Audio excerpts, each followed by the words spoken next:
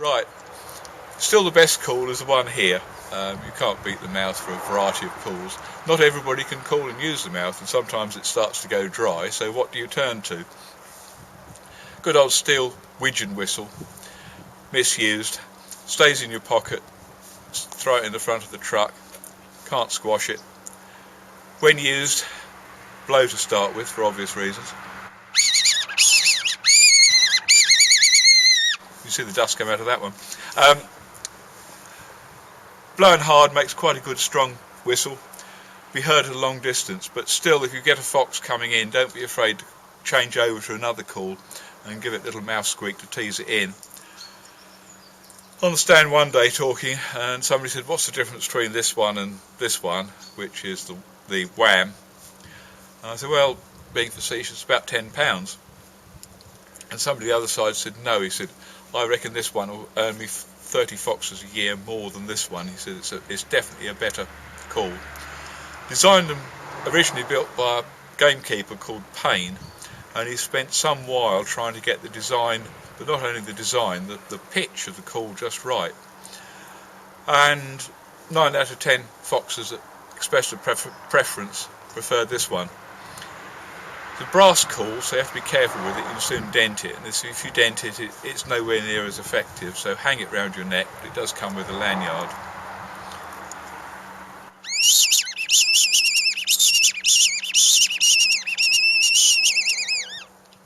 You tell it's quite a fair bit different. Foxes certainly tell the difference. Some people come up and say to me, well, I always use my mouth and I can do this, that and the other. And I said, yep, fine, but how do you use your mouth? Or do you have to use your hand? So if you've got the rifle in this hand and your lamp in this one, how do you call then? And they go, and I go, right.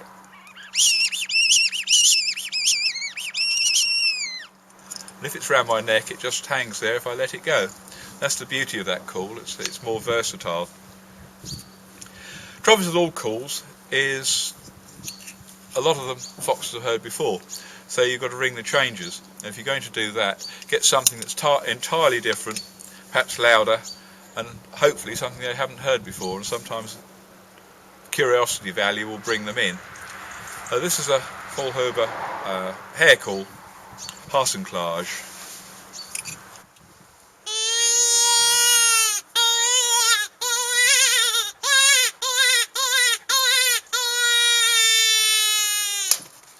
Good dying hair call. Somebody said to me one day, he said, my baby sister sounds like that. I said, well, take her out.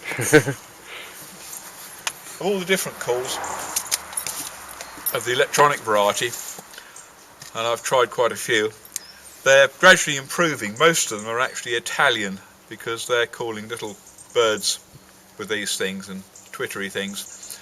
And so we're using their calls, but put different chip in it. This one is the bushware one. Produces 30 different calls, from, I don't know, moose to a goose, but it's they're not too good for calling foxes. But there's about 8 calls on here that are quite useful.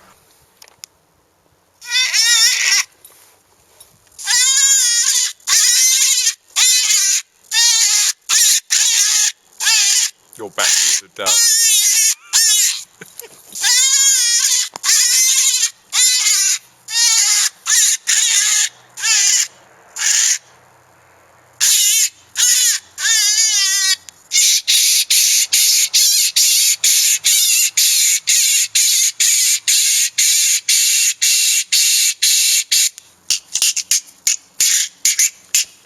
That's the cub noise. Of course, the Labrador doesn't recognise because it's a specific fox noise. When they're fighting and playing with each other, they'll make that sort of noise.